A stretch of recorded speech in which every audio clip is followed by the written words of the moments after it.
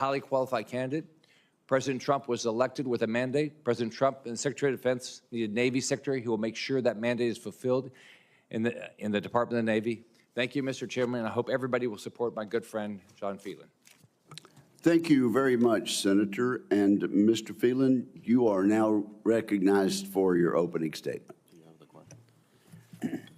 Chairman Wicker, Ranking Member Reed, and distinguished members of the committee. It's an honor to sit before you as the nominee for Secretary of the Navy. Thank you for the opportunity. I would also like to thank Senator Scott for his generous introduction. I'm fortunate to be joined here by my wife, Amy, my daughter, Mackenzie, as well as some dear friends behind me. Their unwavering support through the confirmation process has been invaluable. I am deeply grateful to President Trump for his trust and confidence in me. President Trump was right. Achieving peace through strength is essential to deterrence and protecting our freedom and our way of life. Recently, I had the humbling experience of visiting Arlington National Cemetery with Medal of Honor recipients and Gold Star family members. Standing among those thousands of crosses and reflecting on the magnitude of what these brave warriors accomplished, but most importantly, sacrificed, remind me of a quote by the late Major Doug Zembeck, also known as the Lion of Fallujah. Never forget those that were killed, and never let rest those that killed them. If confirmed, I will use my business, military charitable work experience, and military charitable work experience to ensure that our Navy and Marine Corps are prepared to meet the moment.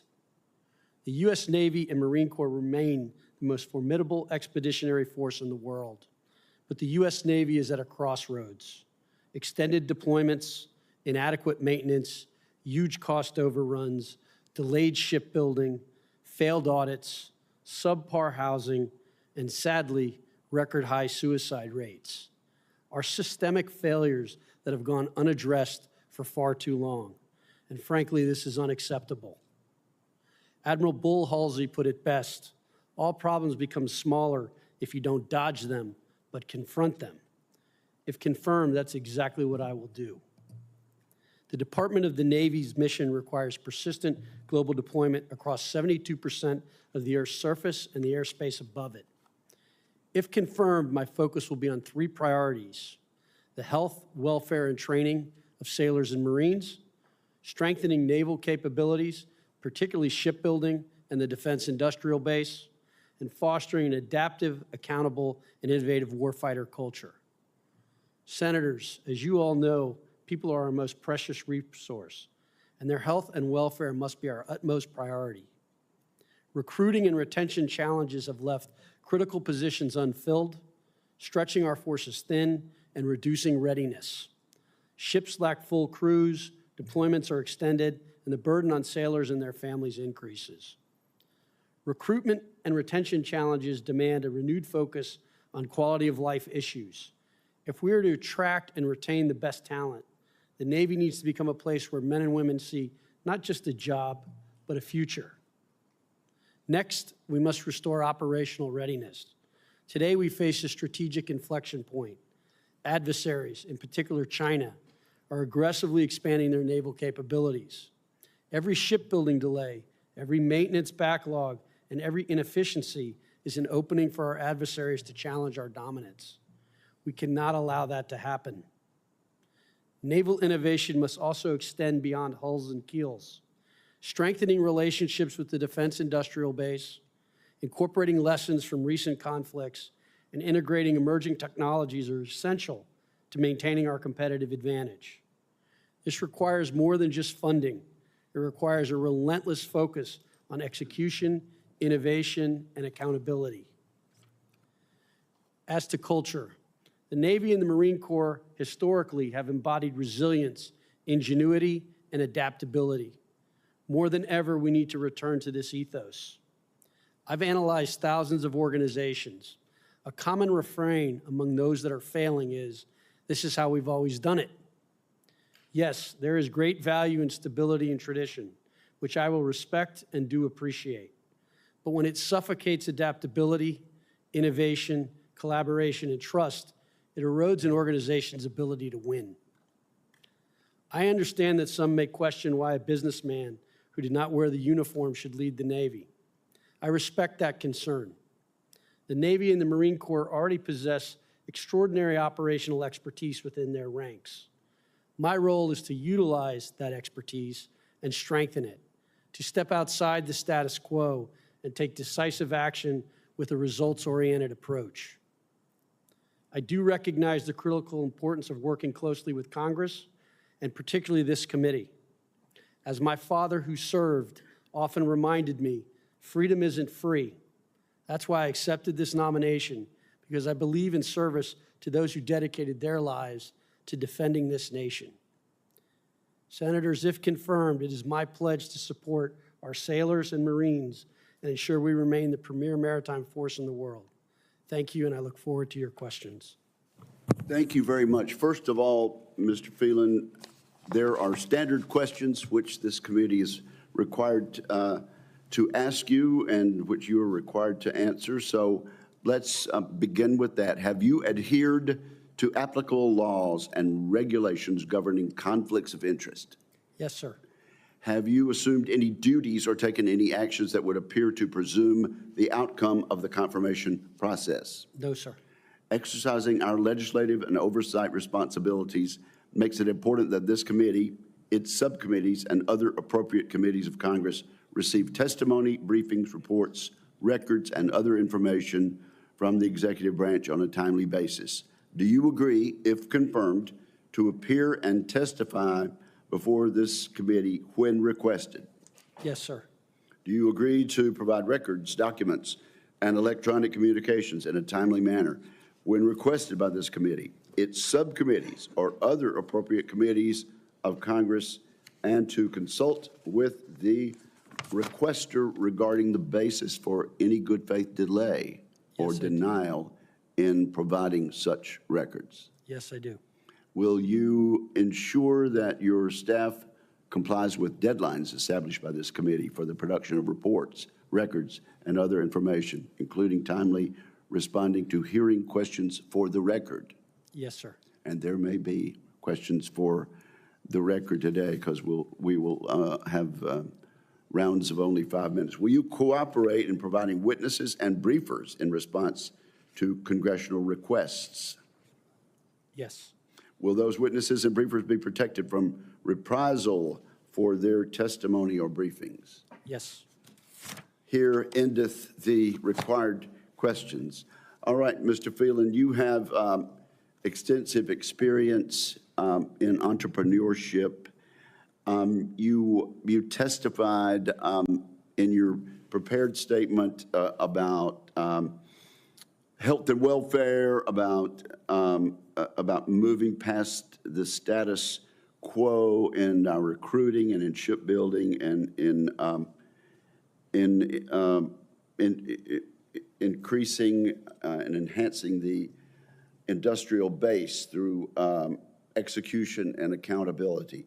What could you elaborate on what you think we need to do based on what you've heard to improve recruiting? Thank you for the question, Senator. I think there are a couple of different things. First of all, I think in the last month, as you mentioned in your opening statement, recruiting numbers have gone up, and I think that's a reflection of, first, the president's victory, and secondly, a return to the warfighting ethos, which is really what the business of the military is. I believe a couple different things. One, we have the 250th anniversary of the Navy and the Marine Corps coming up this year. I think that's a great opportunity to show the benefits of service, and that's something I intend to take advantage of from a recruiting perspective. Secondly, I think we can do things better from a digital perspective in terms of outreach. Third, I think there's something to be learned from the Marine Corps, who's been pretty consistent in hitting their numbers. As I understand it, the Marine Corps has used the same advertising agency for over 30 years, which I believe has allowed it to build its brand and has got a very powerful message. So I think that's something else we need to focus on is the marketing and showing the benefit of serving and what a great opportunity that is for young people and what they get by serving. Okay, let's move to shipbuilding. If we threw $1 zillion at the Department of the Navy today, we couldn't build the ships because we don't have the industrial base. We've got to fix that. And I think that's why the president looked to an entrepreneur and an experienced business person.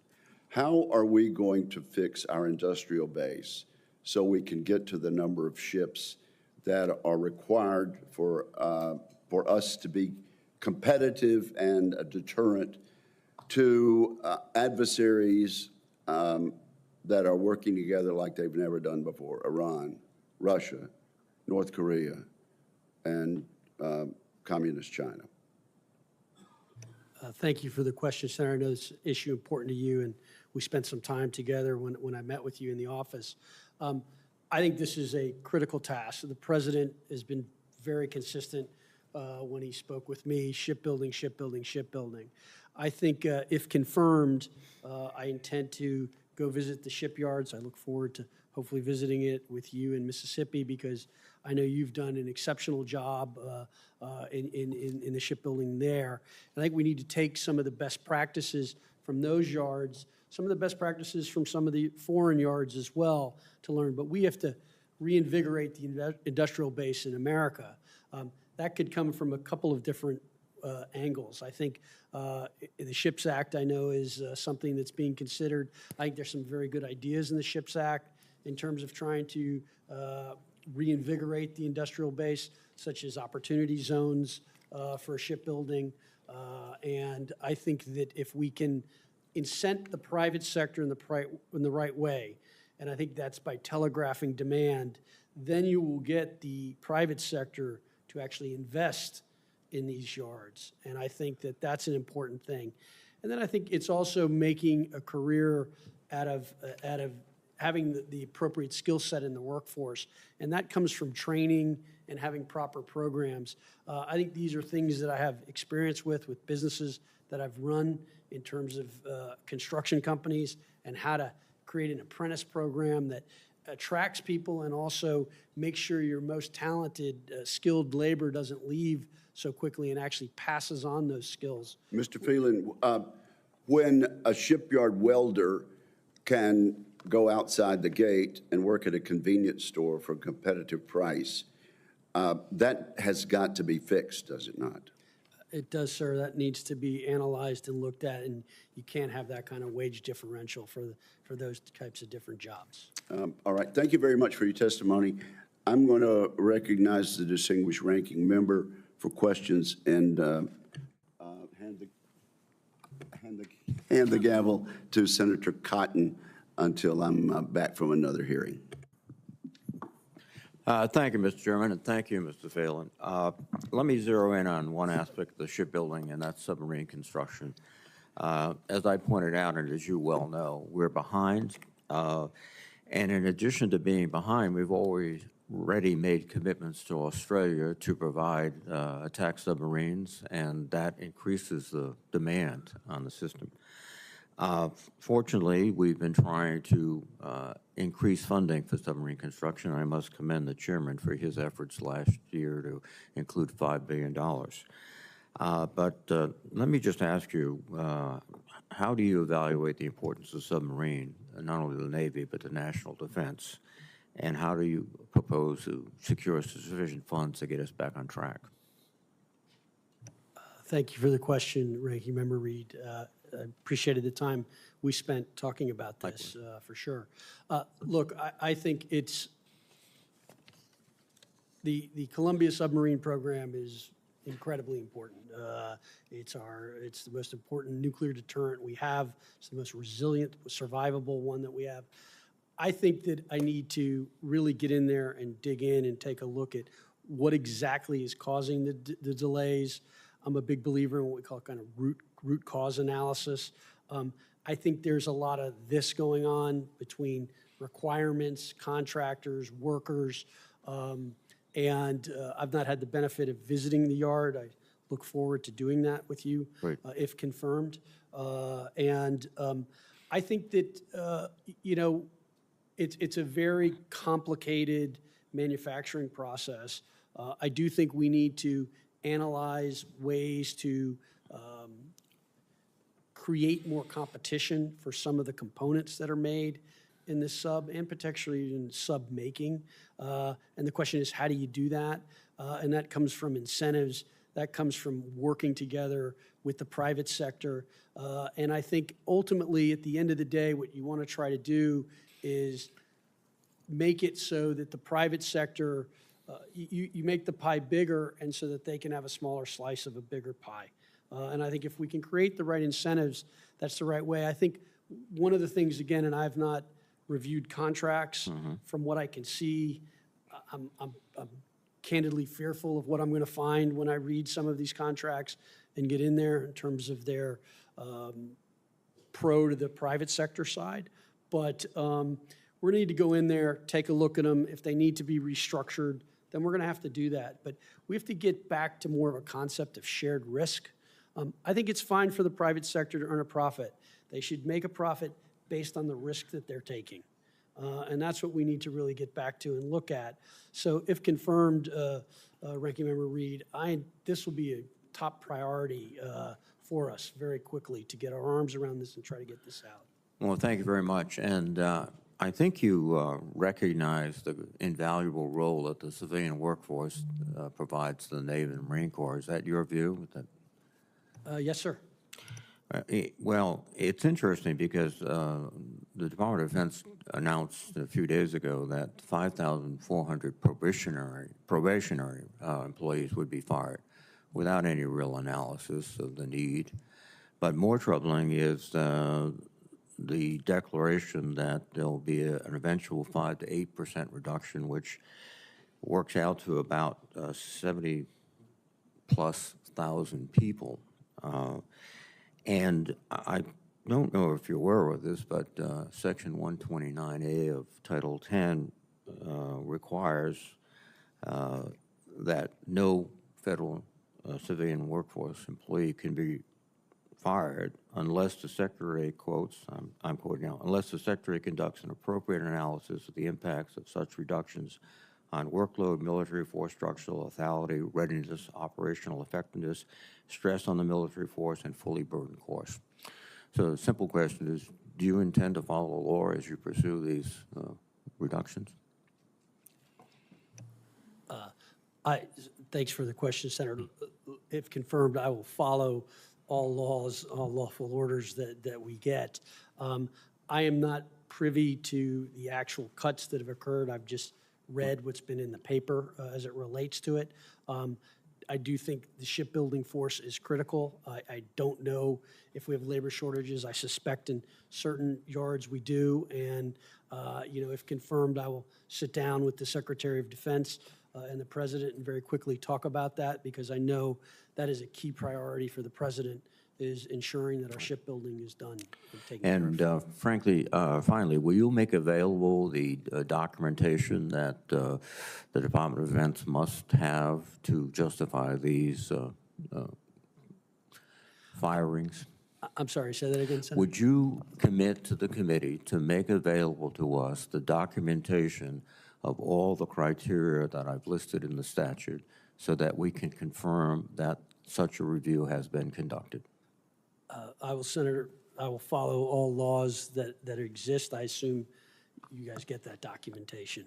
Thank you very much. Thank you. Senator Fisher. Thank you, Senator Cotton. It's nice to see you here today, Mr. Phelan, and welcome to your friends and family for being here with you. I appreciate you putting yourself forward to serve your country in this capacity. Mr. Phelan, in your advanced policy questions to the committee, you stated, quote, "If confirmed, I will ensure the department complies with existing statutory requirements to continue funding development of the nuclear sea-launched cruise missile," unquote. Do you stand by that statement, yes or no? Senator, I think the nuclear sea-launched cruise missile is a very important program. I have not been read in on the briefings on that, but I know it is a critical component to our defense. And will you follow those statutory requirements? Yes, I will. Thank you, sir. To follow up on the shipbuilding part that's been discussed by the chairman, The Strategic Posture Commission recommended the establishment of additional shipyards dedicated to nuclear-powered ships and submarines. If confirmed, would you be open to exploring that option? Yes, I would, Senator. I think it's a very important part of our strategic focus. Thank you. What we've learned from the war in Ukraine is that the United States Defense Industrial Base was not equipped to scale up production rates of munitions for these modern conflicts. Is it your view that the United States must further increase munition production capacity? Yes, Senator. I think we're at a critical shortage, and we have far too much dependence on one facility. Do you have any initial thoughts that you can share with us about steps that maybe you would be taking to ensure that the Navy has the munition stockpiles that are required to meet the needs of the combatant commanders? Yes, Senator. I think, as you know, we are short munitions, as we've seen. I think we need to create more of a manufacturing base and incentivize more munitions plants in order to supplement what we already have.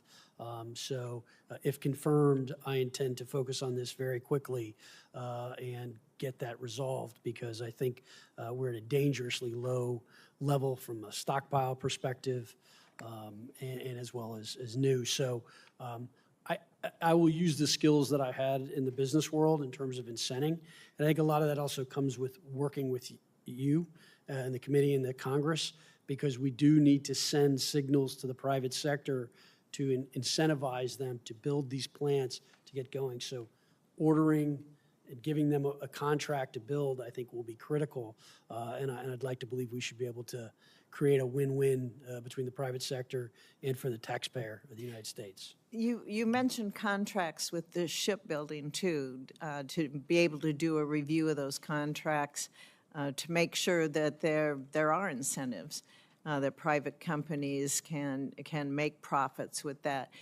You mentioned contracts again now. Would you look at that as well in depth on current contracts that we have with regards to our munitions, and if maybe what we're looking at here are roadblocks in being able to move ahead with being able to provide these munitions?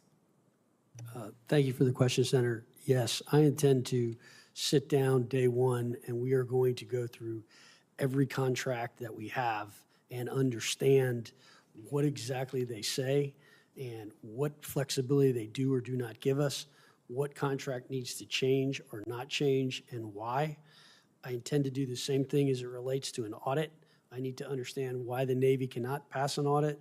The Marine Corps has done it 2 years running now. They deserve a lot of credit for that. I think that's a great thing. We are going to change and create much more accountability and understanding, because all of these things affect readiness.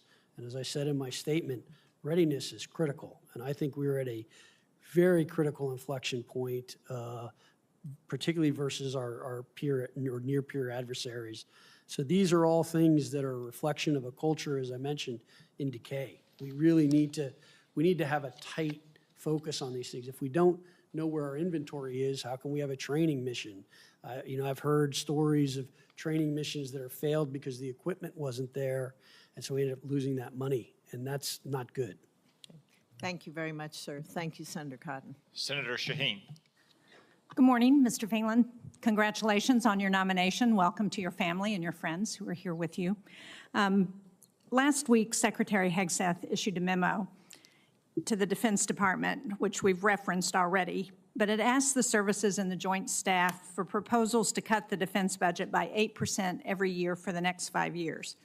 The memo provides a handful of exemptions, including for the Virginia-class submarine program and military construction in the Indo-Pacific only. It does not provide an exemption for our country's maritime industrial base. And I'm actually concerned that Secretary Hegseth may not be aware of the work that the Navy is doing to modernize our public shipyards. It's something that we discussed when you were kind enough to meet with me.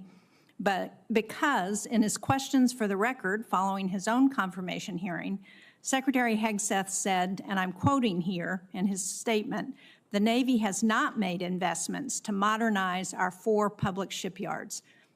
Mr. Phelan, that simply is not true. The Shipyard Infrastructure Optimization Plan, or SIOP, which we discussed a little bit when we met, is a 20-year, $21 billion investment to make sure that our shipyards are ready to meet the needs that our Navy has into the next century. I think we discussed the Portsmouth Naval Shipyard, which we have an interest in New Hampshire. It sits between New Hampshire and Maine. It's our nation's longest-serving public shipyard. No, it's in Maine, Senator, just to be clear. But it has an address that's Portsmouth, New Hampshire. So I'm willing to share it with you, Senator King. It has the best record for on-time, on-budget maintenance and repair of our submarine force. So I appreciate your focus on operational readiness, but I'm trying to square how operational readiness comports with the 8% budget cuts that are going to affect our investment in our public shipyards.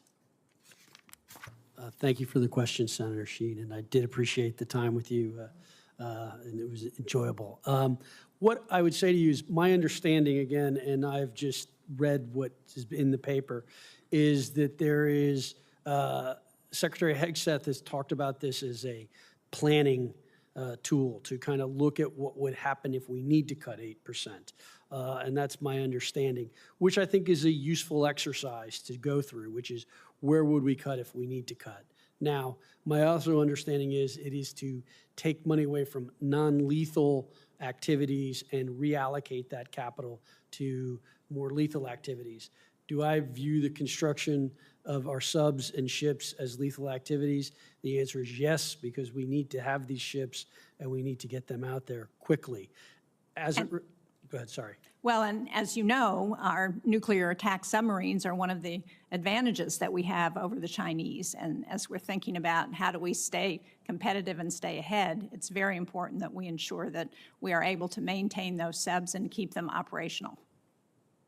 Yeah, that is critical, and I believe that both the Secretary of Defense and the President would agree with those statements. Our nuclear subs and attack subs are critical, and so whatever we need to do to get them out as fast as possible, on time, hopefully quicker than the delays that are currently being estimated, and hopefully with some budget savings, we should be able to do that. So I think that's very critical. I do look forward to visiting the shipyard in Maine and New Hampshire as well, and see what you're doing.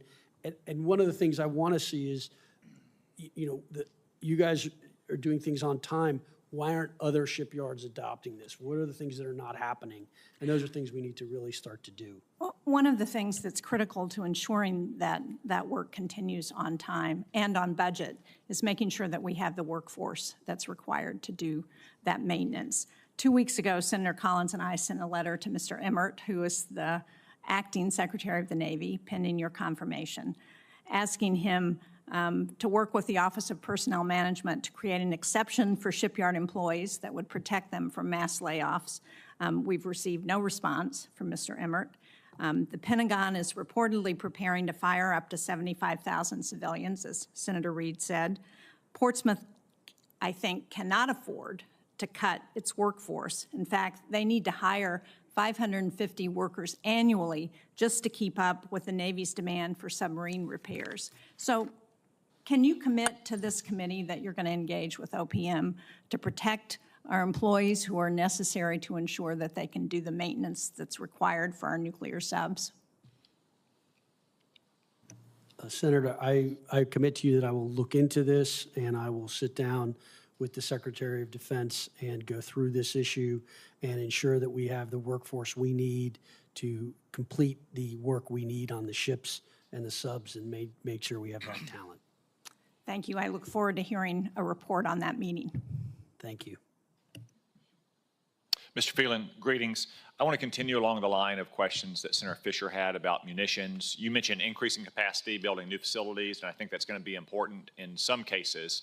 However, there's also cases in which the Navy has consistently underfunded munitions production, and therefore we have excess capacity that isn't being fully used. That's the case, for instance, outside Camden in Arkansas, the Highland Industrial Park, where we build many of the munitions the Navy uses, like the Standard Missile 3 and the Standard Missile 6.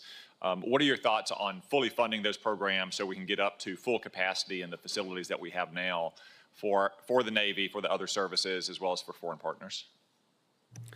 Thank you for the question, Senator Cotton. I know it's an issue important to you. Appreciated the time we got to spend in your office. If confirmed, I will look into that. I think it's crazy to not have facilities running at full capacity. So if you're under capacity, it just raises expense in effect. It's one of the things I've noticed when I've looked at all these different weapons programs. It seems like the next missile costs more than the first missile, so you have no economies of scale. That is a prescription for bankruptcy. I don't understand how the second and third one is not less than the first one. And that's something, if confirmed, we intend to dig into very hard and understand.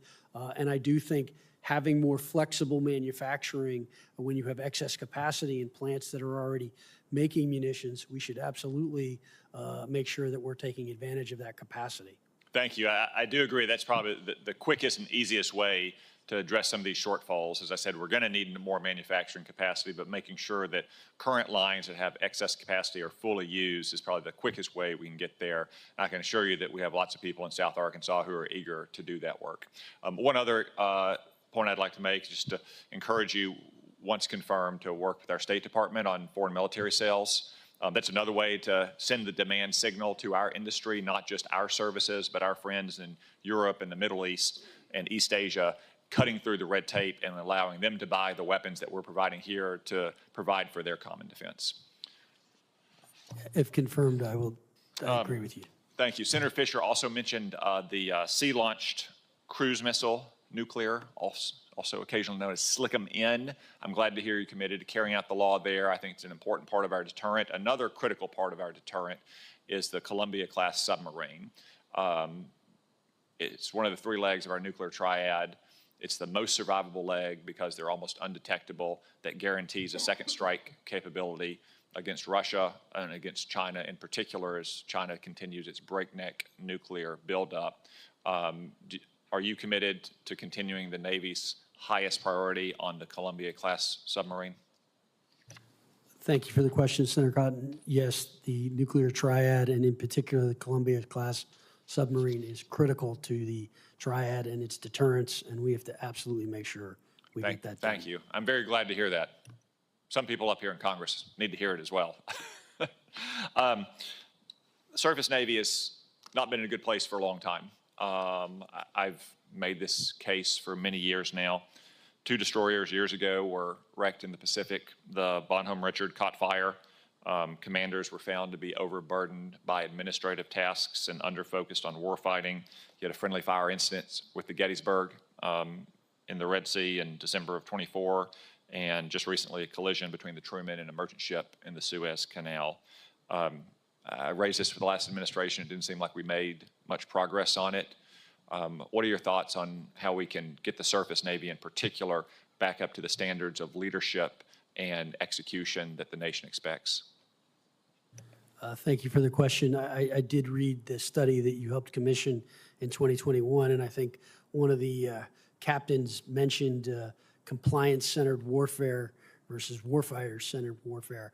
This comes back to the kind of culture issues that I mentioned, which is I think that we've lost some of the adaptability, some of the accountability, some of making sure that people are doing their jobs and those who are being promoted are the right ones. And so I think there's also a lot of pressure on these captains and these commanders today because we're undermanned, and that puts pressure on the entire force, which is very difficult. So I think this comes back to recruiting. I think it comes back to retention.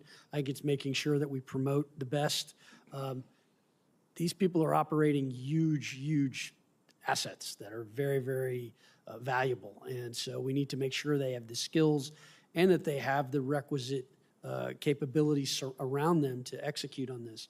So if confirmed, I will focus on this relentlessly, and I would hope that we would not have any more issues like that at all. Thank you. Senator King. Thank you, Mr. Chairman. I love your focus on maintenance.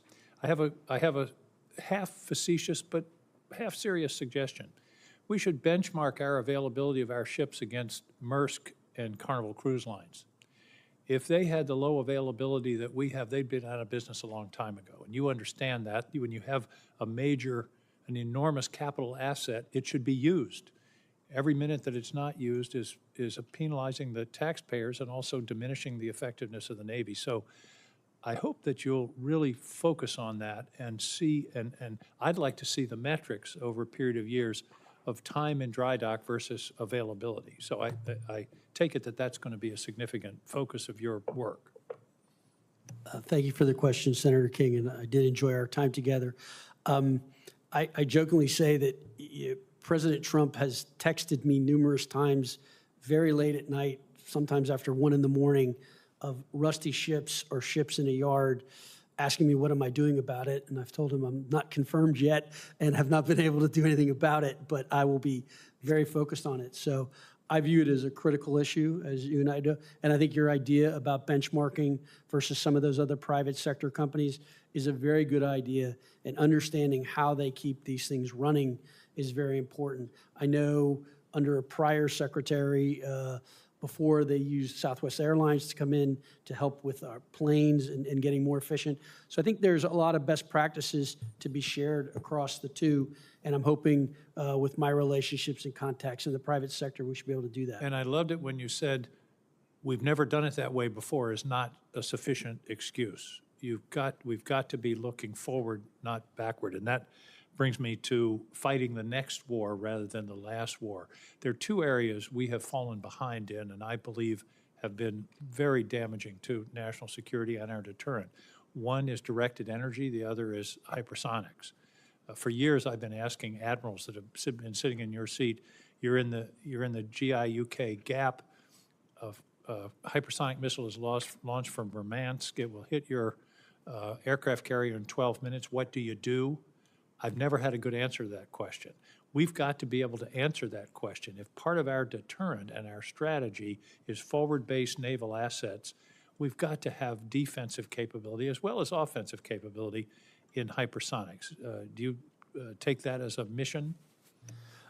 I do, Senator King. I believe, as I think Mr. Feinberg the other day mentioned, hypersonics is a key component to our defense, and we seem to be behind, and I believe we need to focus on that. I think as to directed energy, you and I spoke about this when we met. I believe that recently the Navy executed a successful directed energy defense against drones in the Red Sea. I think it was the Helios program, which was very effective. I think it's a very smart way to deter drone attacks. Using $2 million missiles to take out $30,000 drones is not a model that's going to survive. Not very businesslike. No. And the directed energy, I think, is about 50 cents a shot once you have the device there. And I do appreciate that finally the Preble and the Helios system are in the Red Sea. It's taken an awfully long time. So that's one I hope you'll follow up on. The next major surface combatant is called DDX. It's a successor to the DDG, which is being built now in Mississippi and in Maine. By the way, I want to invite you both to the ill-named Portsmouth Naval Shipyard and to Bath Iron Works, where the DDGs are built. There was in our legislation, we talked about it fostering a collaborative relationship between the Navy and the two major shipyards that build DDGs on the DDX design, so that it's designed and is buildable. One of the problems is design is separated and then you go to build it and it's very, very expensive. I hope you will commit to continuing that collaborative relationship and actually stepping it up, because I understand it has faltered to some extent. Thank you for the question, Senator King. If confirmed, I look forward to visiting Maine and New Hampshire with you. Yes, I think I'm very focused on that. I think understanding, I've been trying to spend as much time trying to understand how the whole process works. I read a book about how the B-2 bomber was designed by 12 people, and I believe when I met with Senator Ernst, she had mentioned to me that I believe on one ship we have 800 people designing a ship. So I don't know how you build something with 800 people. It just adds to requirements. You get mission creep. Collaboration between the Navy and the shipbuilders, I think, would bear fruit for the taxpayers as well as the buildability of the ship and the time to getting there. Thank you very much. Workforce in shipbuilding, I wanted to talk about. Believe it or not, parking and childcare are issues in workforce. And that's something, it doesn't sound like it would be a Navy project to build a parking garage or a childcare center, but that's absolutely necessary in order to maintain the workforce in the shipbuilding and the economy that we're in today. I hope that's something you'll attend to. Yeah, as I mentioned in my opening statement, quality of life issues are something we need to focus on. And if confirmed, I will certainly look into that. That's it. Thank you very much, Mr. Phelan. Thank you for your testimony. Thank you for your willingness to serve your country. Senator Ernst.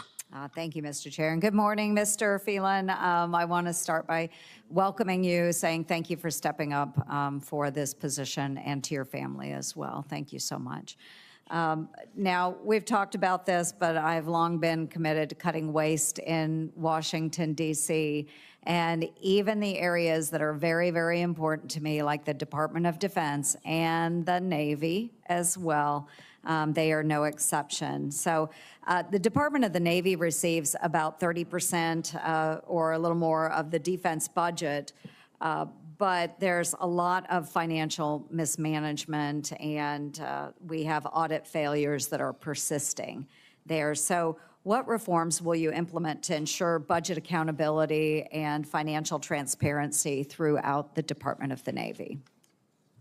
Thank you for the question, Senator Ernst. I know that's a topic important to you, and I appreciated the time we spent in your office. I think, as I mentioned, in the private sector, if you fail an audit, two things happen. You either go to jail or you get fired. And so I think you need to fix it very fast. What I don't currently know, and I've gotten two different answers as I was getting kind of preparatory briefs, is some have said we have the systems in place to tell us where everything is, and others have told me we've got 3 more fleet commands to get done. So I don't know the answer. Okay. I will get the answer if confirmed and get to it very quickly. I think it's, candidly, we should be embarrassed that we cannot pass these things and that we don't know where they are. That's important. And it's little things that you don't do that start to become big problems later. And so I suspect that financial sorts of management, financial discipline are just not viewed as that important throughout the Navy, and it's always that they'll get the money. And I think that just needs to change. That's a culture change. That's a shift.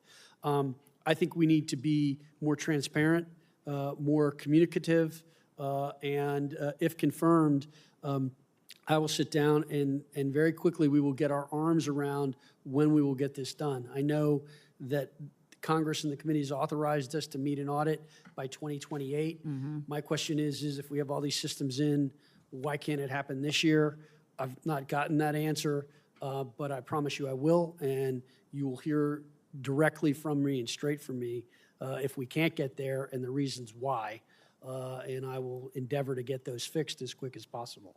I appreciate that. And I just want to take a moment and get on my soapbox about being very wise about some of our acquisitions. We've talked about the acquisitions process, but I want to remind everybody that we all need to participate in exercising a little more thoughtfulness when it comes to our taxpayer dollars. The Navy procured a number of littoral combat ships years ago when I was first coming into the United States Senate.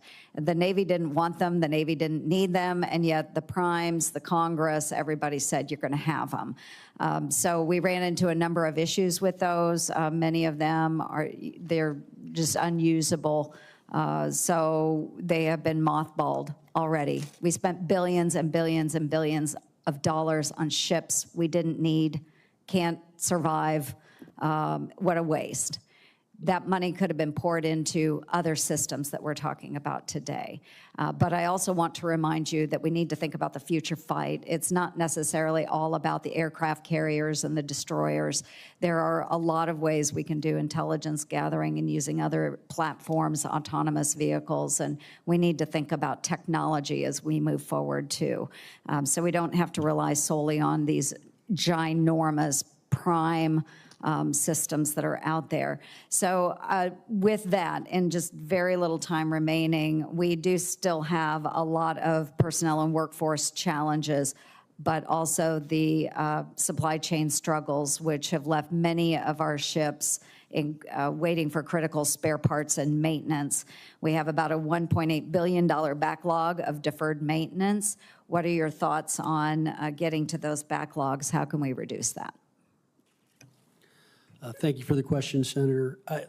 Important, very important problem we have that we need to get focused on very quickly.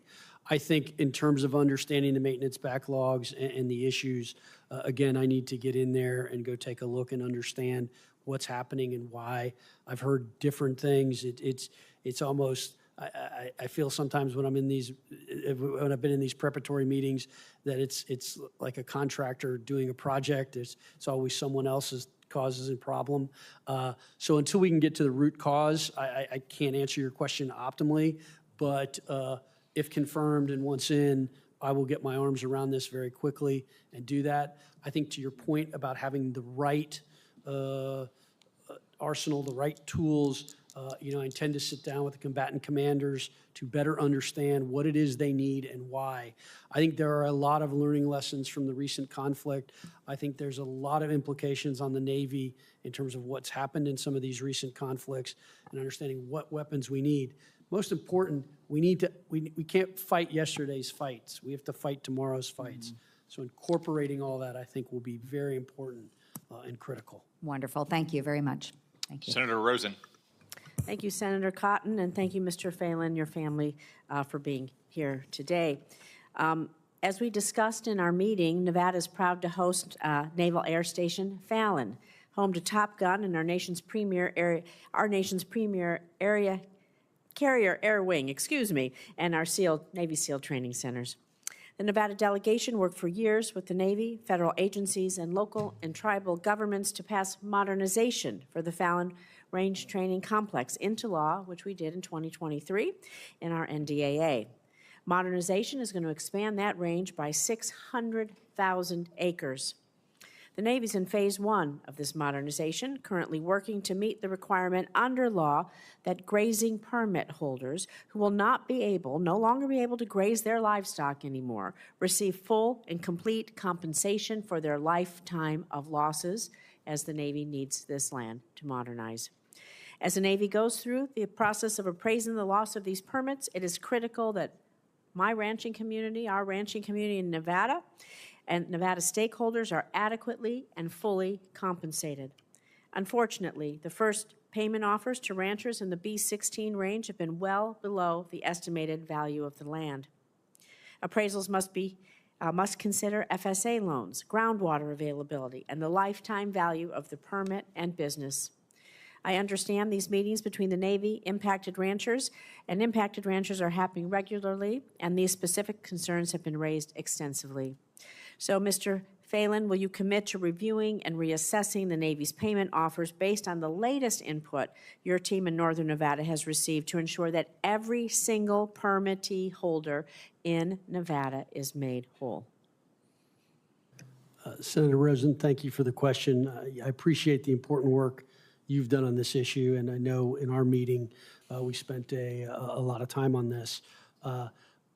As I mentioned to you in our meeting, I have a great appreciation for multi-generational owners of land and how they feel about it and trying to get the right thing. Phelan is a very, very important base. It's a critical training both for air and for our SEALs. And if confirmed, I will look into this matter, as I mentioned to you, and make sure that we create a fair deal for those landowners and for the American taxpayer.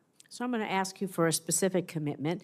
I'm willing to set up the Zoom with key members from your team, the appropriate members who need to be at the table, and my constituents who are having these issues to have them, I'll make it on a Zoom, all be in the Zoom room so that they can connect, that they can talk to each other, because this is what has been missing. Will you commit to helping me to organize that as quickly as possible?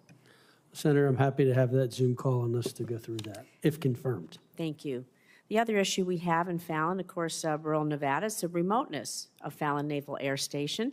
It's a major asset. It provides, as you know, the range space needed to ensure that our fleet is deployable and operationally ready. The base has been designated a remote duty installation since 1989, and quality of life challenges accompany it. It is the only Navy base in the continental United States designated as a critical housing area. Housing's in very short supply, and well, not just in Nevada, I know across the country. But the vast majority of those stationed at Fallon either live in Reno or Carson City, which are both about an hour away. And so the Navy anticipates entering into a public-private venture to build 172 new homes in Fallon, but more infrastructure is needed to support the mission as we expand, and we need more firefighters. And we also have to expand our existing wastewater treatment, the infrastructure. So given the importance of the mission at Fallon, combined with the Fallon Range Training Complex, FRTC, the modernization, the base is expected to grow by 35%. Further critical services, child care, medical care, all of these things are really needed. So if confirmed, will you meet with stakeholders so we can continue to grow Fallon and be sure that the services are there for everyone who works there? Senator, thank you for the question. I know this is, again, a very important topic to you. If confirmed, I intend to look into this. I know the housing shortage is real there, and we need to focus on it. And I look forward to getting the stakeholders together to study this issue and try to get to an optimal outcome. Thank you. I appreciate it. The importance of Fallon Naval Air Station on our operational readiness, the readiness of our naval aviators, our Navy SEALs, some of our special operations is critical so that we expand this base, we have the services, so we are ready to do whatever we need to, servicemen and women, and support them. It's critically important. Thank you. Senator Sullivan. Thank you, Mr. Chairman. Mr. Phelan, thank you very much for your willingness to serve and your family. I appreciate your willingness to take a lot of time with me in a couple meetings, and I'm looking forward to supporting your confirmation. This chart here depicts, I think, the biggest challenge going to be facing you as Secretary of the Navy. I think it's the biggest challenge facing our military. And that's the challenge of the Chinese Communist Party's PLA is on pace to surpass a 400-ship Navy this year, and by the end of 2030 is on pace to have about 120 more ships compared to our very weak shipbuilding attempts. In 2023, China added 30 ships to its fleet, 15 of which were large surface combatants. We added 2. I think that's going to define the tenure of your time as Secretary, whether it's successful or not, if we can start to address this challenge. Fortunately, as you're seeing in this hearing, you will have very strong bipartisan support. Once you get in, take a look under the hood on exactly how we need to address this. Let me ask one question. One of the things that hasn't come up yet is the ability to work with our allies to make use of their existing shipbuilding capacity, lessons learned from their shipyards, potential investments. President Trump has expressed an interest in that kind of idea. Do you have any thoughts on that? Thank you for the question, Senator Sullivan, and appreciate it. Appreciate the time we spent together. Look, this is a critical issue. I think all options have to be on the table. We cannot fall behind. We're already too far behind. So I think that we have to definitely look at expertise and skill that foreign partners have, whether that means they build components. We need to look at that. Or, you know, as you know, Hanwha has recently bought the Philadelphia shipyard, so they're going to look at enhancing that and making that better. So bringing their capital and skill sets here, I think, will be important. I think this is very, very critical thing you've pointed out. Let me ask just real quick, there's a lot of focus on different surface and submarine warships, all the different platforms. Can you commit to me, and you and I have talked about this, to keep an eye on the amphib fleet? The GAO recently came out with a report saying the readiness in the amphib fleet is in a dismal state. Less than half of all the ships in our amphib fleet, including 4 of the 9 big deck amphibs, are not deployable. Can you work with me and this committee on that very important issue? As you know, we got in the law a couple of years ago an amendment of mine saying a minimum of 31 amphibs, 10 big deck amphibs. The last Secretary of the Navy literally ignored that. I'd like to get your commitment to work with me so the Marine Corps can have 3 MU ARGs to deploy around the world, which is a huge force capability for the United States. Thank you, Senator. I know this question and issue is very important to you. I'm glad you raised it. Yes, I will look into this and work with you on this. And I know this committee's passed it and it's a law, and we need to try to meet that. Thank you. Let me, the ranking member mentioned Marine Corps force design. That's an innovative approach the Marines have taken. I think some of us believe that there's been too much combat capability cut out of the Marine Corps. Can you work with me in this committee on making sure that we have a proper balance on innovation with regard to the Marine Corps, but not getting rid of so much amphib and Marine Corps combat capability? And also, the Marines had previously looked at a UDP program. They have one in Norway for cold weather training. They looked at that in Alaska. Can you work with me on doing that as well in terms of the overall focus on Marine Corps force design? Yes, Senator, I look forward to working with you on that. Finally, I won't disappoint my colleagues here on the committee. Can I get that next slide?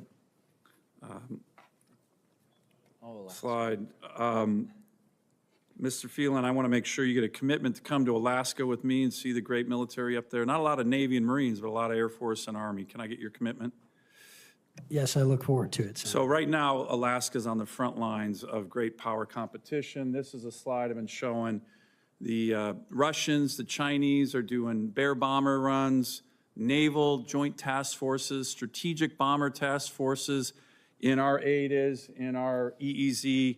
I mean, we're getting this. We had 2 Russian bear bomber runs just 2 weeks ago in 48 hours. The ability to address this is challenged by our infrastructure there, both naval and aviation. The NORTHCOM commander and INDOPACOM commander, in response to this, which they say are going to continue, recently said they believe that this very strategic Navy base out here, Adak, Alaska, sub-base, surface warship base, and a naval aviation base with huge fuel storage should be reopened to help address this increasing threat to our northern territory. Can I get your commitment to work with me on that? Yes, Senator, I know it's an important issue, and I think it's worth looking at, and I intend to work with you on it and also talk with the combatant commanders and particularly Admiral Paparo on this if confirmed, and look forward to learning more about it. Thank you. Thank you, Mr. Chairman. Mr. Chairman, I wanted to correct the record. I misspoke earlier. The USS Preble is not in the Red Sea. It's in Japan. It should be in the Red Sea, but it's in Japan. Thank you. Senator Peters.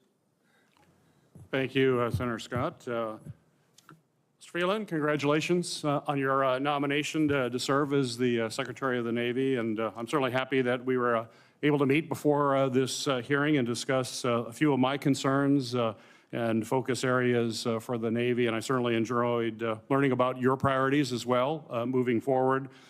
During our meeting, we discussed, if you recall, at length, contracting delays, skilled personnel shortages, and overspending related to shipbuilding.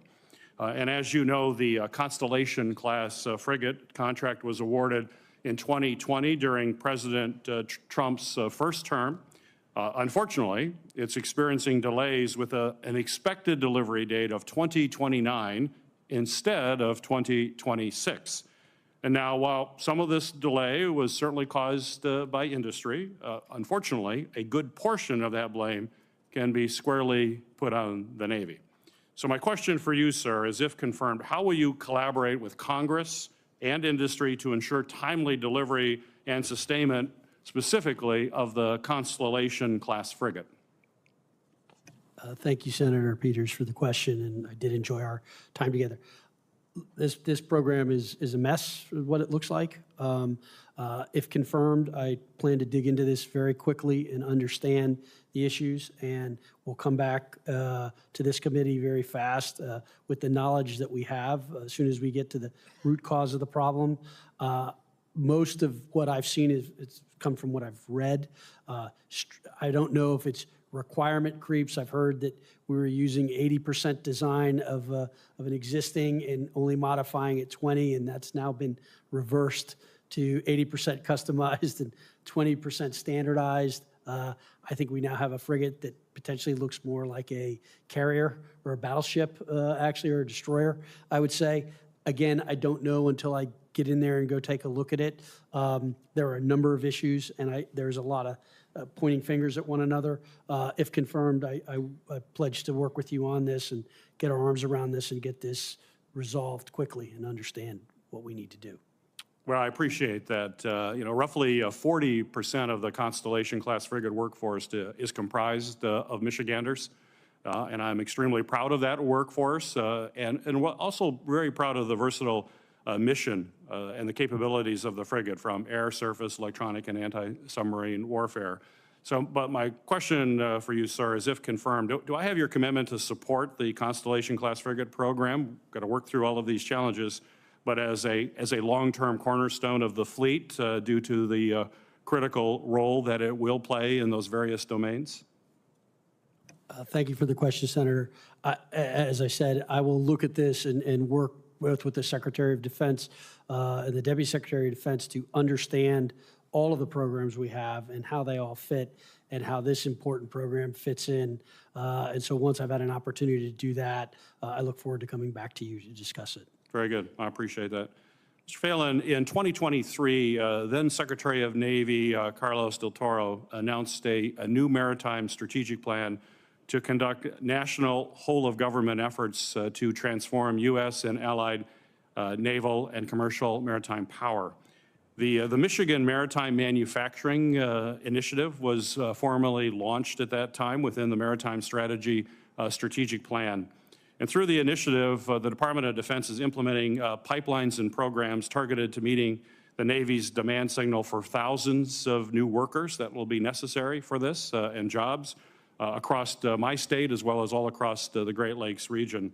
So my question for you is, how do you plan on using the submarine industrial-based funding to partner with states like Michigan, who are industrial states and manufacturing states, particularly precision manufacturing, that can play a key role in addressing supply chain and workforce challenges in this highly technical field?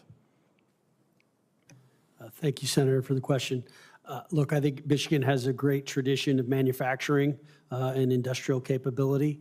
I think that we need to look across the country to find the appropriate expertise and skill set and workers to do what is a highly complex manufacturing process. The fact that some of those skills already reside there is obviously an advantage and an important advantage. So if confirmed, I will look into that, and this is, as I said before, an utmost priority is making sure that we can ensure that our subs are done on time and on budget. Right. Thank you. Thank you, Mr. Phelan. Thank you, Mr. Chairman. Thank you. All right. Mr. Phelan, let me just ask a couple questions. First off, can we put up we have a picture. I just want to get your reaction. I don't know if you've seen this picture yet. This was the USS Dewey, the Singapore last week. How does it make you feel? Please don't give it to President Trump, because I'll get a text at like 1 in the morning. So if, I'm taking over the White House right after this, so you'll know exactly what your expectations are. Yeah, I think that's it's terrible. I think they should be ashamed. I mean, would you want to go on that ship? No, I served on a ship. If this happened on our ship, we would all been painting all night long. We had to constantly paint the darn ship. I mean, we never would go into a port. When I was in the Navy, it looked like this. So it was pretty disgusting. So you've heard those stories. We don't have enough ships. We can't build ships. We're not building the right ships. Recruiting's bad. Retention's bad. Maintenance is bad. So give me, what's your pitch? What's your, so you're a business guy. You've dealt with troubled companies before. And so how would you do it? Thanks for the question. Look, it's very complicated because this is a huge organization that's very complex with a lot of tradition in it. I think at the end of the day, I have to work with the key senior leadership and set the vision and the tone for what we are going to try to accomplish. And I'm hopeful that a large majority of that leadership is on board with that vision and that tone and what we're going to try to do. And if they're not, then they should reconsider staying on ultimately. I need them and they're going to need me. And so we need to work together in order to try to turn this around. I think we're at as I said, a critical inflection point.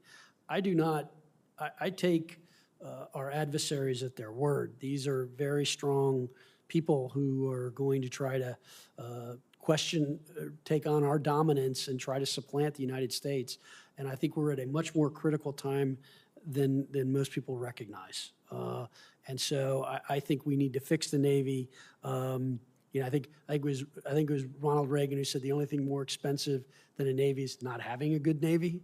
And I believe that's actually right. So I think it's basically setting the proper vision, setting the proper benchmarks, key performance indicators, and then creating the appropriate feedback loops to make sure we're getting those done and having the right team to do it. And we've done this before with many companies.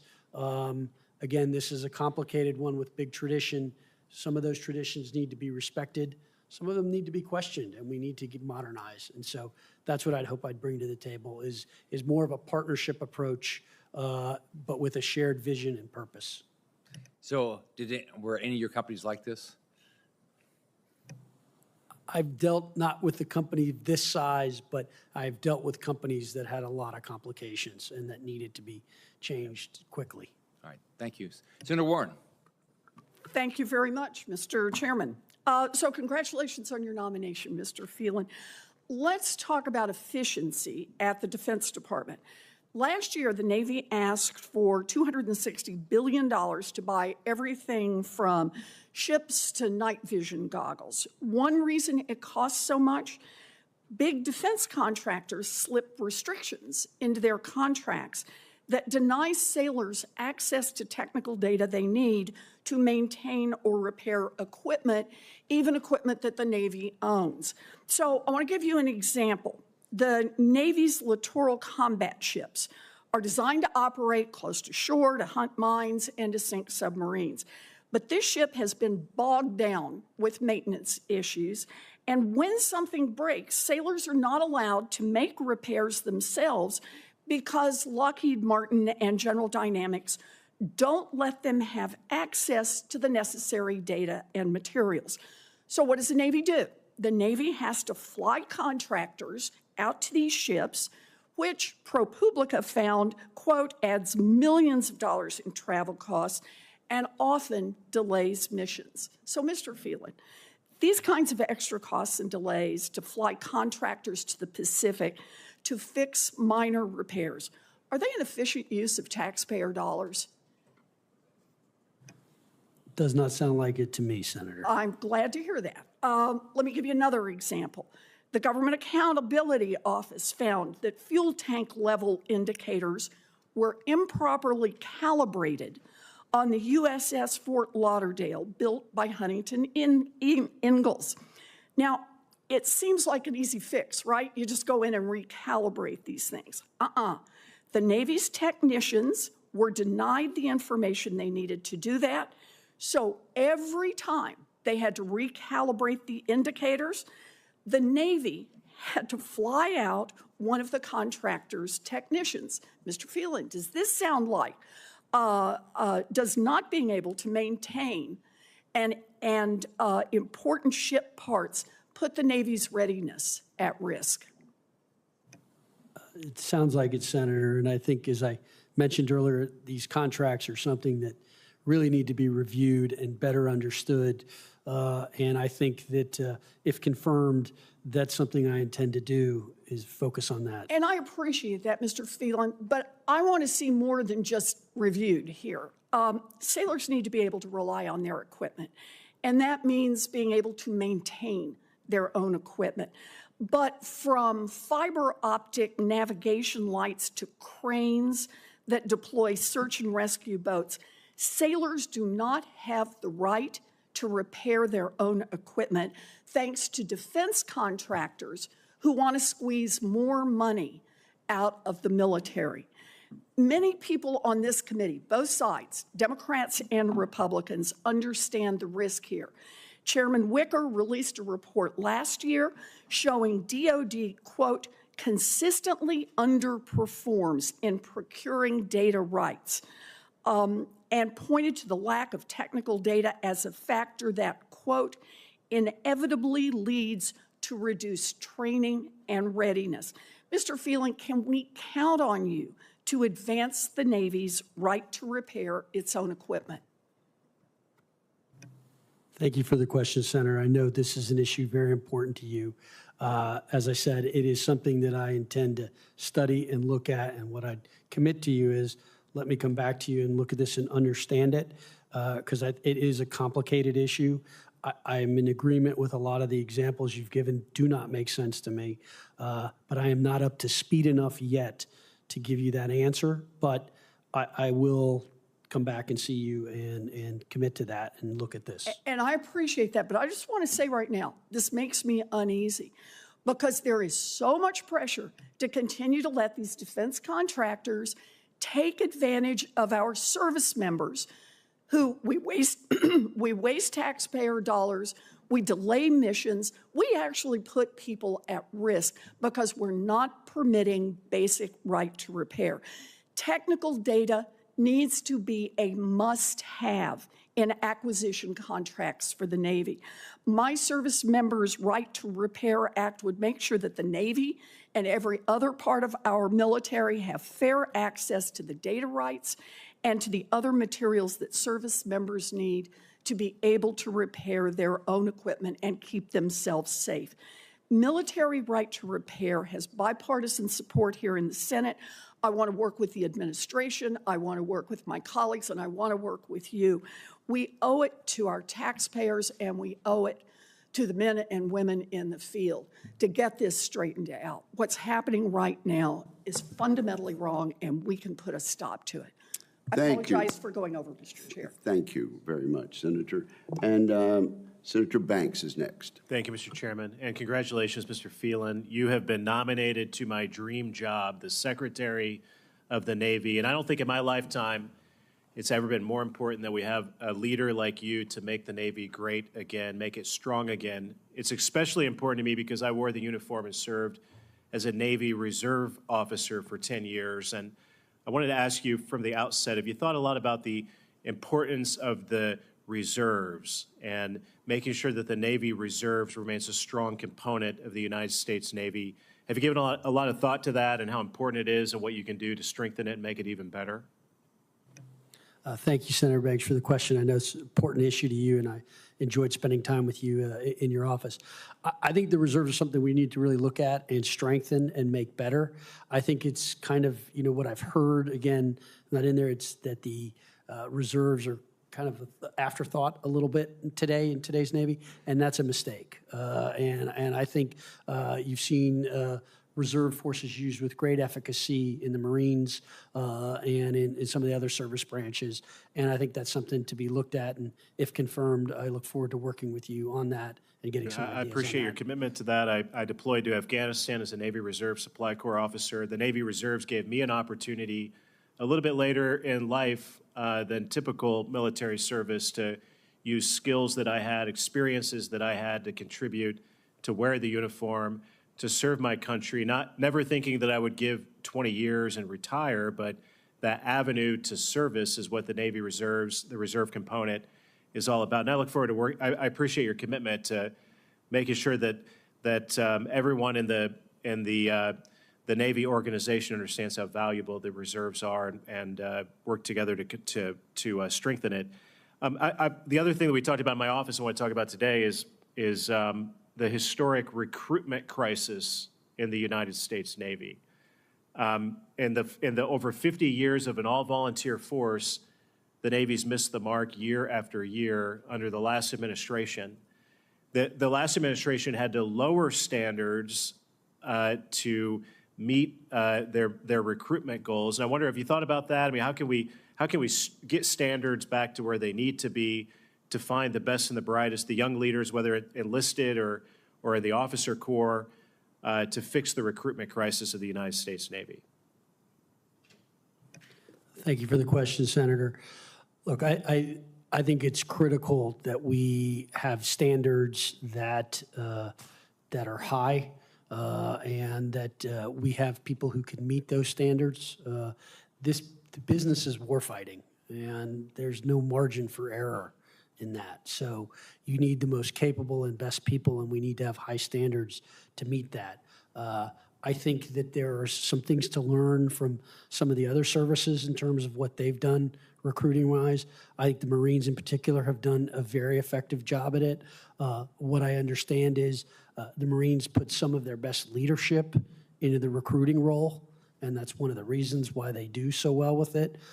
So I'm going to try to adapt some of the best practices we get from other services and from my business experience in how to attract and retain talent. A lot of it is making sure that you know, whatever the job may be, that you kind of have the appropriate skill sets mapped out, and then you try to hire that person. And I think that's really an important thing.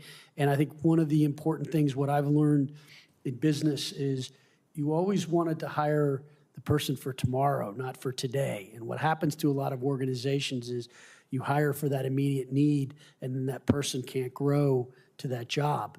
You know, in this business, we need to be hiring the Mr. and Mrs. Tomorrows to make sure that they can compete and do. So recruiting will be a major focus for us. Yeah, your business background, what you bring to the table, I think can go a long way to helping improve that process. I mean, the great news is that the day President Trump was elected on election day, we saw an immediate bump in recruitment in all of the branches. I mean, it's remarkable, but it just goes to show that when we tell the young men and women all over this country that America is worth fighting for, that wearing the uniform is indeed the greatest honor that you can have, then those recruitment numbers will go up. And I think you're the man for the job to help us get that done. I appreciate you serving our country in a big way in the United States Navy. I look forward to working with you. You have my full support.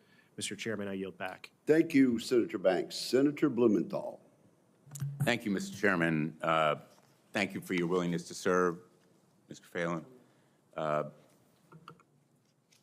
I think you're very familiar with the firings that have taken place in the Defense Department already, the firings of some of the top military leaders, apparently based purely on an issue of political loyalty, not loyalty to the Constitution. Some of our most distinguished and dedicated leaders, including the Chairman of the Joint Chiefs of Staff, the Chief of Staff of the Navy, Lisa Franchetti. Have you spoken to her? I have not, Senator. Do you plan to do so? If confirmed, Senator, I'm happy to hear her views and understand her perspective on things. She obviously did that. I was not privy to the releases of those people. You'd agree with me that she is a dedicated officer with an extraordinarily distinguished record of contributing to our country. Yes. In addition, the administration appears to be undertaking a first wave, part of a purge, an 8% slash to both the budget and defense workforce. I view it as a breathtaking act of disrespect. The administration has branded these positions as non-mission critical. And I don't know whether you're familiar with a memo on the fiscal year 2026 President's Budget Relook that reveals the staggering implications of these decisions. Within its pages, somewhat buried, is a list of proposed reductions amounting to an 8% decimation of the existing FY26 budget estimate submission. It's a cut of $70 billion from the $876 billion defense budget. And to put it in perspective, the Pentagon spent only $100 million on DEI initiatives and approximately $600 million on climate-related programs. So combined, these expenditures are only about 0.1% of the defense budget, and yet there is this huge slashing cut plan that will cause 72,000 personnel to be cast aside, along with spending cuts of upwards of $70 billion. Do you support those kind of cuts? Thank you for the question, Senator. As I understand it, it is the budget, these proposed budget cuts were put in for planning purposes and then to basically redirect assets from non-war fighting elements. That's why I'm asking you, do you support those cuts? Senator, I don't have enough familiarity with them to tell you whether I'd support them or not support them. Well, would you walk into a corporation, you've taken over many, and you've turned them around, knowing that already a decision had been made to slash your workforce by 10% indiscriminately across the board, and you had no say in that decision? Again, Senator, I'm not privy to how they got to their conclusions on this or what they did or what the criteria was, so it's difficult for me to comment on it. Well, would you walk into a situation in a deal, you've done many, you've turned around corporations where there was a 10% slash in workforce before you even started? Again, Senator, I don't, it's a hard question to answer because I think typically you know, I think that is probably a no. I don't think any expert business person in your line of work would do it. Would you agree with me that the concerns about politicization of our armed services are well-founded given the kind of firings that we've seen? Senator, I don't believe politicization should be in the military, and I don't believe those actions were politicization, but I don't know. Again, I wasn't part of them, and I've not had any discussions around them. Thank you. Thank you, Senator Blumenthal. Senator Kelly. Thank you, Mr. Chairman. Mr. Phelan, thank you for being willing to do this very important job. The Navy, in particular, means a lot to me. I spent 25 years on active duty in the United States Navy, one of the great fighting forces in the world. I understand earlier you mentioned my Ships for America Act. I appreciate that. Senator Young and I and House members are working on bringing back the U.S. Merchant Marine from its rather dismal state of about 80 ocean-going merchant vessels to something much larger than that. Our adversary on the oceans, China, has 5,500 ocean-going merchant ships. We have 80. We've got to rebuild this industry. It's a national security and economic security issue for us. So thank you for bringing it up. Look forward to getting your feedback on the legislation. But what I want to discuss now is something more specific, a weapon system called SLCM-N, the nuclear version of the submarine-launched cruise missile that is sort of being debated. I want to make sure we're clear on the direction of the system and understand the opportunity costs that might come with fielding it. So if we field SLCM-N, it would likely necessitate removing some conventional munitions from Virginia-class submarines and making some significant changes to the security systems, the launch control systems within the submarines. So, and that is concerning to me if we wind up in a conflict in the Western Pacific with China. I don't think that conflict is inevitable. One of our, great advantages over other navies is our submarine force. So, Mr. Phelan, given the cost and operational challenges, do you believe the SLCM and the nuclear-armed Sea-Launched Cruise Missile Program is worth some of the trade-offs? And if confirmed, what direction do you plan to take the Navy in with regards to the integration of this missile? And do you think we need it for deterrence? Senator Kelly, thank you for the question. I did appreciate time we spent in your office and your viewpoints on this. I thought were interesting. I think, look, I've not been read into the program, so I don't have classified information, so it makes it a little difficult for me to ask you.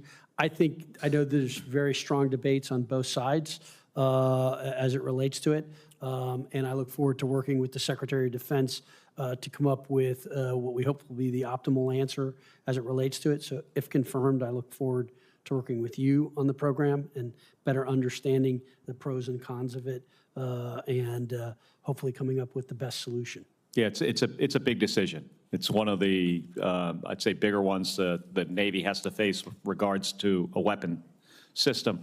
Another decision that's going to have to be made here at some point is whether to move forward with the development of FAXX. So this is the Navy's version of NGAD, the Next Generation Air Dominance Fighter. We need an asymmetric capability. My view on this in trying to penetrate the A2AD bubble that China has built in the Western Pacific is we need a capability that can fight its way in. Right now, the F-35 has fantastic capability, very hard to see on radar. I mean, its stealth qualities of that airplane, are not matched anywhere else in the world.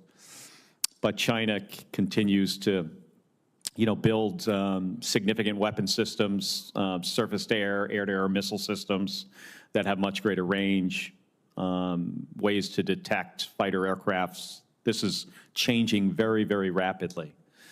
So I'm not going to ask you a question on this. I just want, some reassurance that you, understand the challenge in the Western Pacific, that we can't just replace this stuff right now anyway with unmanned systems. I'm hearing some of that from some corners of the administration where the thought is that we could just do all this stuff with drones. We can't. We do not control the electronic warfare environment the way we would need to do that. I think someday we could get there. I just don't believe now's the day. And with the Chinese, some of their innovation, there are areas where we've traditionally stayed way ahead. I'm concerned that we're getting to the point in some of these areas where they are catching up. And these are the kind of things we need. So thank you. I look forward to working with you on it. Thank you, Senator Kelly. No doubt Mr. Phelan is now quite aware of your views on this issue. And they make a lot of sense. Senator Hirono. Thank you, Mr. Chairman. Welcome to you and your family. I asked the following two foundational questions relevant to fitness to serve of every nominee before any of my committees. Since you became a legal adult, have you ever made unwanted requests for sexual favors or committed any verbal or physical harassment or assault of a sexual nature? No, Senator, I've not. Have you ever faced discipline or entered into a settlement relating to this kind of conduct? No, Senator, I've not. Mr. Phelan, I represent Hawaii, which is the locale for INDOPACOM, the largest AOR critical to our nation's defense. I'm glad that you testified that politics should not enter into how the DOD is run, and of course the Navy, but we have Elon Musk with his chainsaw cutting government programs and eliminating positions without any transparency or criteria.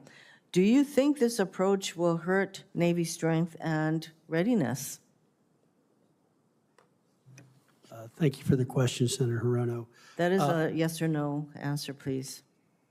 It's a hypothetical question. I don't actually know what DOJ is doing and how they're doing it. I'm not privy to that, so I can't really. Okay, that's kind answer of that amazing question. because you're going to lead the Navy, and not to insult you or anything, but I don't think you need a lot of information to conclude that a slash and burn approach to programs and personnel is the way to go.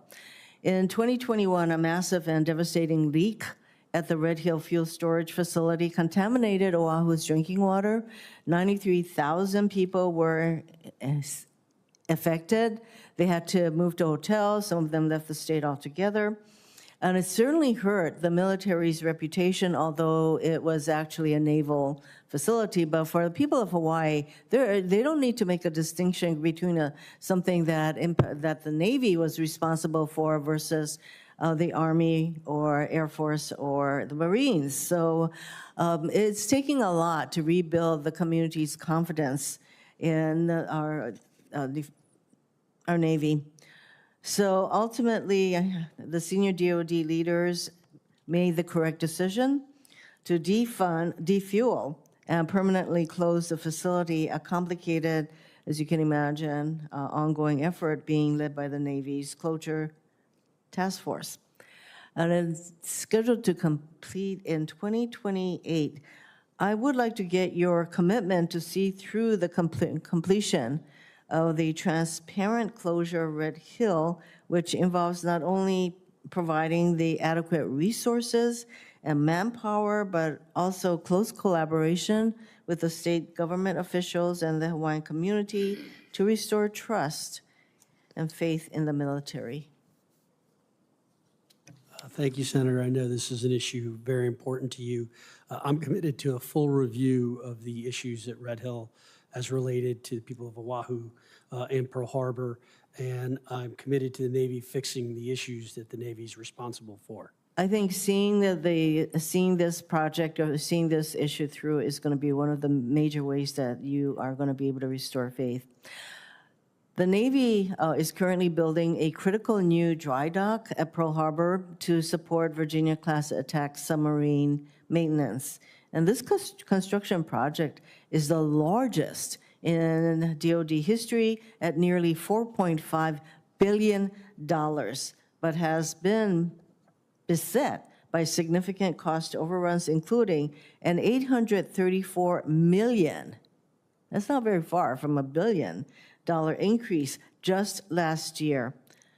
I hope you are prepared to take steps to ensure that this dry dock project remains on time and on budget. And in fact, I included a provision in last year's NDAA directing the Secretary of the Navy, which would be you, should you be confirmed, to conduct briefings on steps being taken to prevent future cost overruns. Senator, thank you for the question.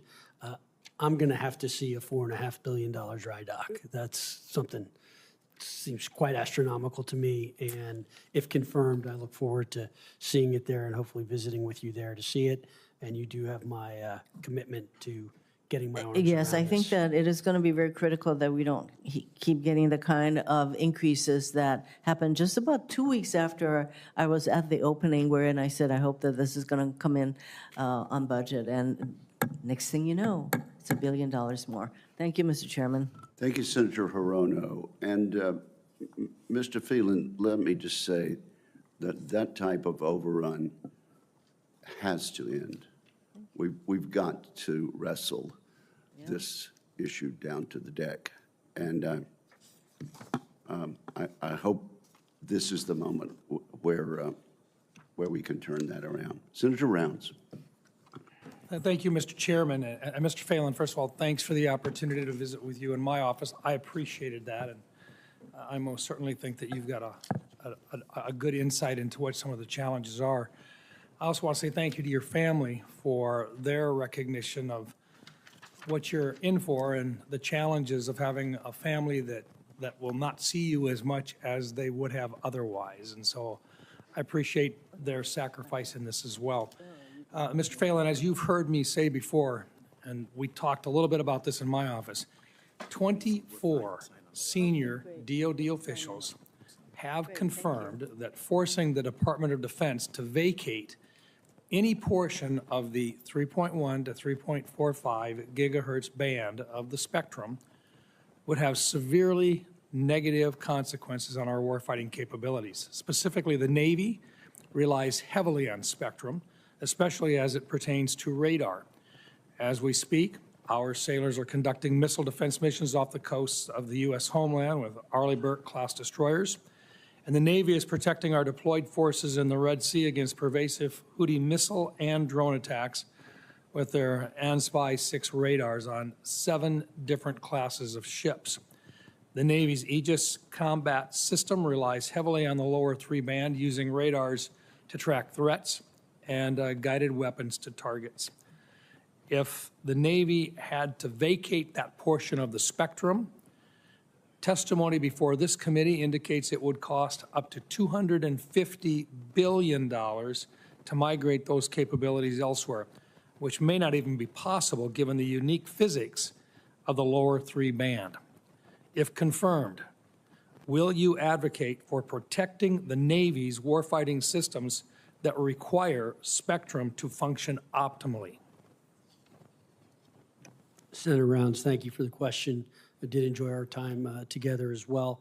I am aware of this issue, and I do not believe any changes should be made that increase risk to the Navy. Thank you. Look, I know we've got to do something about 5G and about being able to expand our abilities here in terms of 5G and beyond. The fear I have is that some interests do not understand how significant the threat is to our homeland, in particular with the fact that the president has indicated he really would like to do an Iron Dome for America like has been done in Israel. There's no way he could do that without the protection of this particular part of the band. And that's the reason why I continue to bring this up. It is critical that we continue to let the American public know with these public discussions, but also individuals, our concern about what could happen if we don't protect that band of the spectrum. So I thank you for that statement, sir.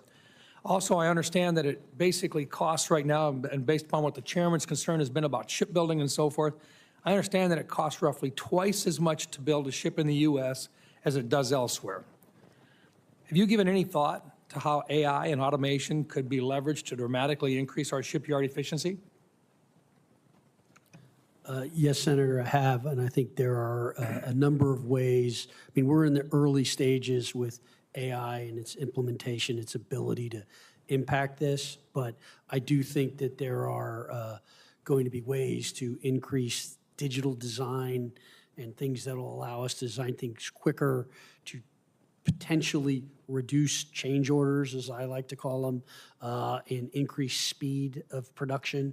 I think there are a number of things being done with 3D printing that we need to be looking at, particularly as it relates to parts and things along those lines. So if confirmed, I look forward to working with you in this committee on some of the more technologically advanced ways we can increase manufacturing and help get our shipbuilding base in order.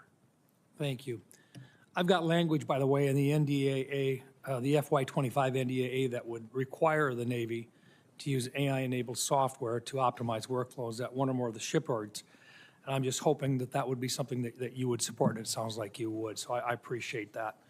Let me just finish with this.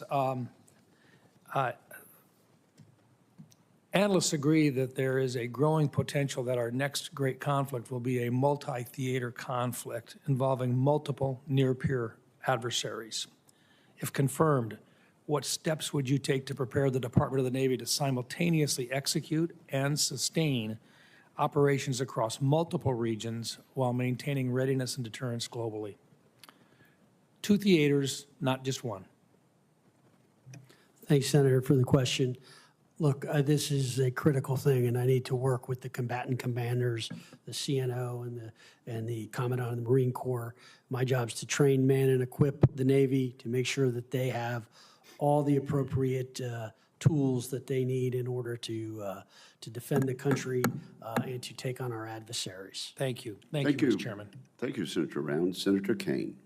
Thank you, Mr. Chair. Mr. Phelan, good to see you again. I enjoyed our visit. A report came out this morning at 10 o'clock, so nobody's had a chance to really see it, but I would recommend it to you. It's from the GAO, and the title of it is Shipbuilding and Repair, Navy Needs a Strategic Approach for Private Sector Industrial Base Investments. And I'm just going to read you on page 67, the opening paragraph of the conclusion. Problems in Navy shipbuilding and repair have remained relatively unchanged over the past decades. Programs are not achieving cost and schedule goals, and as a result, the battle force is not sufficiently modernized and ready to meet national security needs. These problems are in part because the ship industrial base faces workforce and infrastructure challenges that put the Navy's goals out of reach. And here is the part I really wanted to read. Yet the Navy continues to expect different performance outcomes in the coming years than it has achieved in the past. There is no basis for expecting industrial base outcomes to improve without changes from the Navy that would motivate a different level of private industry investment and performance. I'd like to introduce the report for the record, Mr. Chair. Without objection and with a hear. Yes. It is so ordered. And I think that this is something you're going to want to read, although much of it seems to track things that we discussed.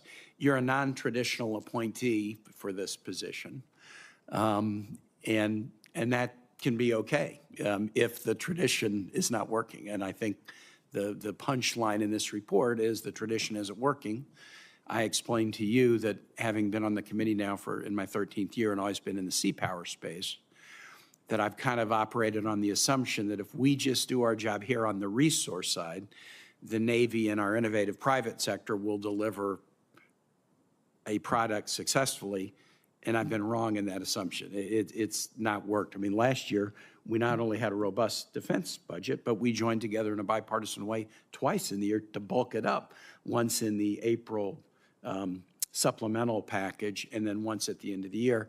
So just putting more money into the bucket without changing how we're doing things, I now have completely lost confidence that that's going to solve the problem. So that leads me back to you. You're a non-traditional nominee, but you're nominated for a position where the tradition doesn't seem to be working. And so that makes me intrigued with what you might do differently than has been done in the past. When the president asked you to do the job, I know you guys, I don't want to really get into the substance so much, but he asked you for a reason. There were other people he could have asked. In the discussions with the president, what do you understand to be his priorities for the Navy and why he would think that you would be the right person to carry out those priorities? Thank you, Senator, for the question. I did enjoy our meeting as well. I don't think I could say shipbuilding enough times in terms of the president's priorities, as he's made it very clear. I think what is missing from what I can see is a sense of urgency. It's kind of, we're just going along and it's kumbaya. And it's almost as if you're waiting for a crisis to happen to ignite things. And I think in the business of warfare, that's a dangerous place to be. So I think why the president selected me is I will bring a sense of urgency to this. I will bring a sense of accountability to this. I'm good at setting up feedback loops. I'm good at creating accountability and making sure people execute. I'm good at rewarding performance. You perform, you move up. And I think those are all things that need to happen and need to be looked at again.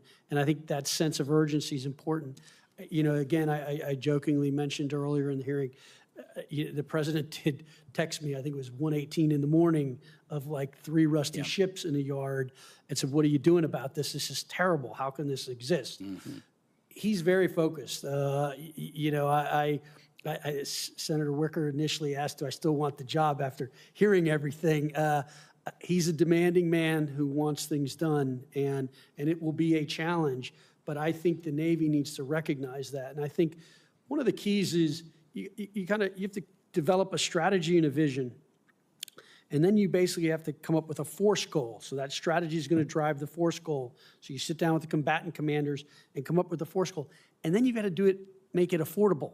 So we're going to need to make trade-offs. We're going to need to look at what's working, what's not working, what legacy systems no longer matter, what other conflicts have we seen things happen that is going to inform what we should do. I'll say on that one, one virtue of being a newcomer to this in some ways is you're not attached to a legacy system because it was the system that you trained on and that you have a particular loyalty to. I'm over time, but I'll just say this to conclude. I'm heartened to hear, I don't mind criticizing the president when I think he's wrong, but when I think he's right, I'll say it, and I think shipbuilding is a focus, shipbuilding and ship repair. And one of the little pluses in this report is they actually say that we've gotten better at ship repair in the last 5 years. Still got a long ways to go, but we actually have shown some improvement. So there may be some improvement strategies that we could think about and then, apply to shipbuilding. I'd love to go with you down to the shipyard in Norfolk sometime, the public shipyard and the Huntington Ingalls shipyard where we build carriers and subs. With that, Mr. Chair, I yield back. Look forward to that. I think you'll be doing a good bit of traveling to shipyards, Mr. Phelan. At this point, I ask unanimous consent to enter into the record a number of letters supporting the nomination of Mr. Phelan. The first by Thomas J. Mundell, President and CEO of the National Medal of Honor Center for Leadership. The second being a letter signed by Melissa P. Allen, President and Chief Operating Officer, and Stephen D. Cashin, Chief Executive Officer of the Third Option Foundation. The third being a letter from Robert Sweetman, Navy SEAL, retired, the founder of the Creed for Peaceful Warriors. Fourth being a letter of endorsement from Jim Hake on behalf, founder and CEO on behalf of the Spirit of America. And finally, a letter of endorsement from Pam Zimbiak, widow of Major Doug Zimbiak, known to many as the Lion of Fallujah.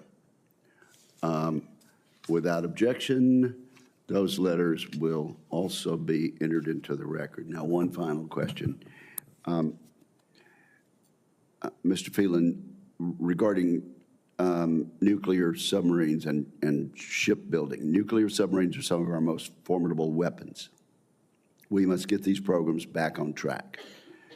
The Navy developed an innovative contracting technique called SAWS, S-A-W-S, Shipbuilder Accountability and Workforce Support, SAWS. The goal of SAWS is twofold: to invest in our shipbuilders and to free billions of dollars over the next 5 years to support the shipbuilding industrial base. Regrettably, the last administration did not move forward with this plan, which has broad bipartisan support. Mr. Phelan, you've said today that we have to end business as usual. So will you commit to discussing with me soon after confirmation the benefits of SAWS? Yes, Senator, I look forward to that. Thank you very much. And if there are no further questions or comments, this hearing will soon be adjourned, but I must say some magic words. Yes. The record will be open for 2 days. It's right here. Questions for the record will be due to the committee within 2 business days of the conclusion of the hearing. Without objection, we are adjourned. Thank you, sir. Thank you.